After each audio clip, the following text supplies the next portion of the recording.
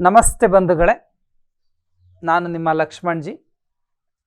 ಸ್ವಾಸ್ಥ್ಯ ಜೀವನ ಮಾರ್ಗ ಯೋಗ ಪ್ರತಿಷ್ಠಾನದ ಮೂಲಕ ಯೋಗ ಮತ್ತು ಪ್ರಕೃತಿ ಚಿಕಿತ್ಸೆಯನ್ನು ರಾಜ್ಯದಾದ್ಯಂತ ಪ್ರಚಾರಪಡಿಸ್ತಾ ಬರ್ತಾ ಇದ್ದೀನಿ. ಅದರೊಟ್ಟಿಗೆ ನಾಗಮಂಗಲದಲ್ಲಿ ಹೊಂಗಿರಣ ಯೋಗ ಮತ್ತು ನಿಸರ್ಗೋಪಚಾರ ಕೇಂದ್ರವನ್ನು ತೆರೆದು ಇಲ್ಲಿ ಕೆಲವೊಂದು ಉಪಯುಕ್ತವಾದಂತಹ ಚಿಕಿತ್ಸಾತ್ಮಕ ಯೋಗಾಸನಗಳು ಮತ್ತು ನಿಸರ್ಗೋಪಚಾರ ಮತ್ತು ಆಹಾರ ಚಿಕಿತ್ಸೆ ಇಂತಹ ಸರಳ ಸುಲಭ ನಿರೌಷಧ ಚಿಕಿತ್ಸೆಗಳ ಮೂಲಕ ಸೊಂಟ ನೋವು, ಬೆನ್ನು ನೋವು, ಮಂಡಿ ನೋವು, ಸ್ನಾಯು ಸೆಳೆತಗಳು ಮತ್ತು ಗ್ಯಾಸ್ಟ್ರೈಟಿಸ್, ಶುಗರ್, ಅಧಿಕ ತೂಕ, ಮೈಗ್ರೇನ್ ತಲೆನೋವು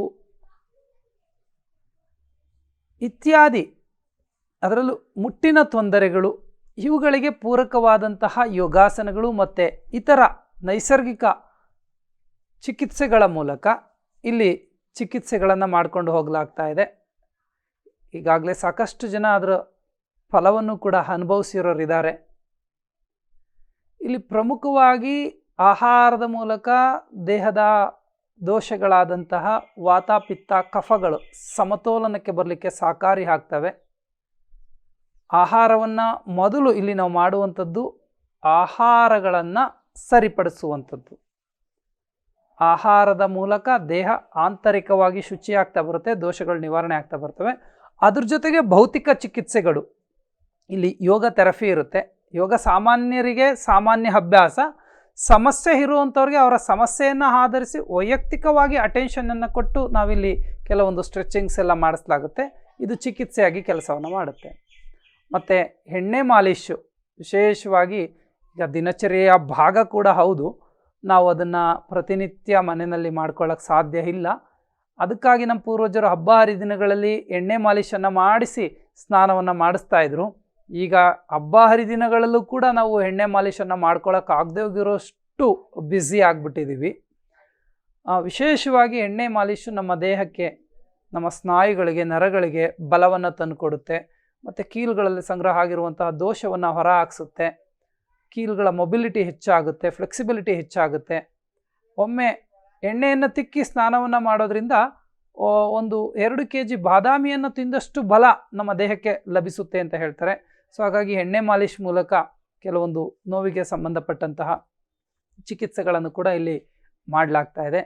ಸೊ ಈ ಚಿಕಿತ್ಸೆಗಳ ಫಲವನ್ನು ಹೆಚ್ಚು ಜನ ಬಂದು ಪಡೆದುಕೊಳ್ಳಿ.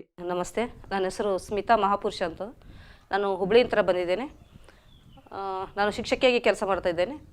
ನನಗೆ ಸುಮಾರು ವರ್ಷಗಳಿಂದ ಸ್ಪ್ಯಾಂಡಿಲೋಸಿಸ್, ಸರ್ವೈಕಲ್ ಸ್ಪಾಂಡಿಲೋಸಿಸ್ ಸಮಸ್ಯೆಯಿಂದ ಬಳಲ್ತಾ ಇದ್ದೆ. ಆನ್ಲೈನ್ ತರಗತಿ ಒಳಗೆ ನಾನು ಲಕ್ಷ್ಮಣ್ ಜಿ ಗುರುಜಿಯವರ ಆನ್ಲೈನ್ ತರಗತಿಯಲ್ಲಿ ಸೇರ್ಕೊಂಡ್ಮೇಲೆ ಅವ್ರ ಹತ್ರ ನಾವು ವೈಯಕ್ತಿಕ ಸಮಸ್ಯೆನ ನಾನು ಶೇರ್ ಮಾಡಿದಾಗ ಅವರು ನಮ್ಮಲ್ಲಿ ಬನ್ನಿ, ಅದಕ್ಕೆ ಒಳ್ಳೆ ಟ್ರೀಟ್ಮೆಂಟ್ ಇದೆ ಅಂತ ಹೇಳಿದರು. ಮೊದಲು ನಾನು ಬೇರೆ ಕಡೆ ಎಲ್ಲ ತೋರಿಸಿದ್ದೆ, ಬಟ್ ನನಗೆ ಸರಿಯಾದಂಥ ರಿಸಲ್ಟ್ ಸಿಕ್ಕಿರಲಿಲ್ಲ. ಇಲ್ಲಿ ಬಂದು 1 ವಾರ ನಾನು ಈ ಟ್ರೀಟ್ಮೆಂಟ್ ತೊಗೊಂಡಾಗ ನನಗೆ 90% ಅಬೋ ಅಂತ ಹೇಳ್ಬೋದು ಆ ಪರಿಹಾರವನ್ನು ಕಂಡುಕೊಂಡಿದ್ದೀನಿ. ಇಲ್ಲಿ ಉತ್ತಮವಾದಂಥ ವಾತಾವರಣ ಇದೆ. ತುಂಬ ಆತ್ಮೀಯವಾಗಿ ನಮ್ಮ ಜೊತೆ ಮಾತಾಡಿ ನಮ್ಗೆ ಬೇಕಾದಂಥ ಅವಶ್ಯಕವಾದಂಥ ಚಿಕಿತ್ಸೆಯನ್ನು ನೀಡ್ತಾ ಇದ್ದಾರೆ. ಮಡ್ ಬಾತ್ ಇರ್ಬೋದು, ಅಭ್ಯಂಗ ಇರ್ಬೋದು. ಆಮೇಲೆ ಇಲ್ಲಿ ಆಹಾರ ಕ್ರಮ ಭಾಳ ಇಷ್ಟ ಆಯಿತು ನಮಗೆ. ಎಲ್ಲರೂ ಸೇರಿ ನನಗೆ 90%ಕ್ಕಿಂತ ಮೇಲ್ಪಟ್ಟು ನಾನು ಇಲ್ಲಿ ಪರಿಹಾರವನ್ನು ಕಂಡುಕೊಂಡಿದ್ದೀನಿ. ಎಲ್ಲರೂ ಈ ಸ್ವಾಸ್ಥ್ಯ ಮಾರ್ಗದ ಹೊಂಗಿರಣ ನಿಸರ್ಗೋಪಚಾರಕ್ಕೆ ಬಂದು ನಿಮ್ಮ ಸಮಸ್ಯೆಗಳನ್ನು ಬಗೆಹರಿಸಿಕೊಡ್ರಿ ಅಂತ ಈ ಮೂಲಕ ನಾನು ಕೇಳ್ಕೊತೀನಿ. ಆಹಾರವನ್ನೇ ಔಷಧವಾಗಿಸ್ಕೊಳ್ಳುವಂಥ ಕಲೆಯನ್ನು ತಿಳಿಸ್ಕೊಡ್ಲಾಗುತ್ತೆ. ಮತ್ತು ಇಲ್ಲಿಗೆ ಬಂದಂಥವ್ರಿಗೆ ನೀವು ಮನೆಯಲ್ಲಿ ಮಾಡ್ಕೋಬಹುದಾದಂಥ ಸರಳ ಚಿಕಿತ್ಸೆಗಳನ್ನು ನಾವು ನಿಮಗೆ ತಿಳಿಸಿ ಕೊಡ್ತೀವಿ. ನೀವು ಅದನ್ನು ಮನೆಯಲ್ಲಿ ಮುಂದುವರಿಸಿ ನೀವು ಆರೋಗ್ಯದ ಪ್ರಯೋಜನಗಳನ್ನು ಪಡ್ಕೊಳ್ಳೋದ್ರ ಜೊತೆಗೆ ನಿಮ್ಮ ಸುತ್ತಮುತ್ತ ಇರೋರಿಗೂ ಕೂಡ ಯೋಗ ಮತ್ತು ನಿಸರ್ಗ ಚಿಕಿತ್ಸೆ ಬಗ್ಗೆ, ನಮ್ಮ ಆಯುರ್ವೇದ ಚಿಕಿತ್ಸೆಗಳ ಬಗ್ಗೆ ಹೆಚ್ಚು ಪ್ರಚಾರವನ್ನು ಪಡಿಸಿ ಎನ್ನುವುದು ನಮ್ಮ ಆಶಯ. ಧನ್ಯವಾದಗಳು ಬಂಧುಗಳೇ. ನಮಸ್ತೆ, ಶ್ರೀಮತಿ ಅನಿತಾ ನಾಯಕ್, ಶಿಕ್ಷಕಿಯಾಗಿ ಸೇವೆ ಸಲ್ಲಿಸ್ತಾ ಇದ್ದೀನಿ. ಹುಬ್ಬಳ್ಳಿಯಿಂದ ನಾನು ಈ ಸ್ವಾಸ್ಥ್ಯ ಮಾರ್ಗ ಹೊಂಗೇರಿನ ನಿಸರ್ಗ ಚಿಕಿತ್ಸಾ ಕೇಂದ್ರಕ್ಕೆ ಬಂದಿದ್ದೇನೆ. ಈ ಮೊದಲು ಗುರೂಜಿಯವರ ಆನ್ಲೈನ್ ತರಗತಿಯಲ್ಲಿ ನಾನು ಯೋಗವನ್ನು ಪ್ರಾಕ್ಟೀಸ್ ಮಾಡ್ತಾಯಿದ್ದೆ.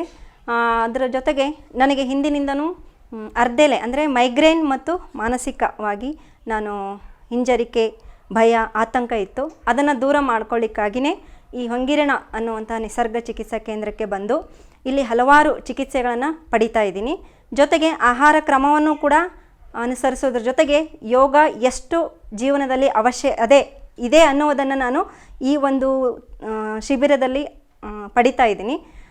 ಯೋಗ ನಾವು ಇವತ್ತು ಯೋಗದ ಬಗ್ಗೆ ಸಾಕಷ್ಟು ತಿಳ್ಕೊಂಡಿದ್ರೂ ಕೂಡ ಅದನ್ನು ಯಾವ ರೀತಿ ಅನುಸರಿಸ್ಕೋಬೇಕು, ಅದನ್ನು ಮಾಡಬೇಕು ಅನ್ನೋದನ್ನು ಕ್ರಮಬದ್ಧವಾಗಿ ನಮಗೆ ತಿಳಿದಿದ್ದಿಲ್ಲ. ಆದರೆ ಲಕ್ಷ್ಮಣ ಗುರೂಜಿಯವರ ಒಂದು ತರಗತಿಯಿಂದ ಪ್ರತಿಯೊಂದನ್ನು ನಾವು ಇಲ್ಲಿ ತಿಳ್ಕೊತಾ ಇದ್ದೀವಿ. ಯೋಗ ಬರೀ ದೈಹಿಕವಾಗಿ ಪ್ರಯೋಜನ ಆಗದೇ ದೈಹಿಕವಾಗಿ, ಮಾನಸಿಕವಾಗಿ, ಬೌದ್ಧಿಕವಾಗಿಯೂ ಒಬ್ಬ ವ್ಯಕ್ತಿ ಸುಧಾರಿಸಬಹುದು. ಯೋಗದಿಂದ ತನ್ನ ಜೀವನವನ್ನು ಸರಳವಾಗಿ ಸುಶಿಕ್ಷಿತವಾಗಿ ನಡೆಸಬಹುದು ಅಂತ ಈ ಗುರೂಜಿಯವರಿಂದ ನಾನು ತಿಳ್ಕೊತಾ ಇದ್ದೀನಿ. ಇದನ್ನು ಇಲ್ಲಿಗೆ ಬಿಡದೇ ಮುಂದೆ ಜೀವನದಲ್ಲಿ ಅಳವಡಿಸ್ಕೊಂಡು ಮುಂದಿನ ಸಮಾಜದಲ್ಲೂ ಕೂಡ ಯೋಗ ಎಷ್ಟು ಮಹತ್ವ ಪಡೆದಿದೆ, ಯೋಗಕ್ಕೆ ಎಷ್ಟು ಮಹತ್ವ ಇದೆ ಅನ್ನೋ ತಿಳಿಸ್ತೀನಿ ಅಂತ ಹೇಳ್ತಾ ನನ್ನ 2 ಅನಿಸಿಕೆಗಳನ್ನು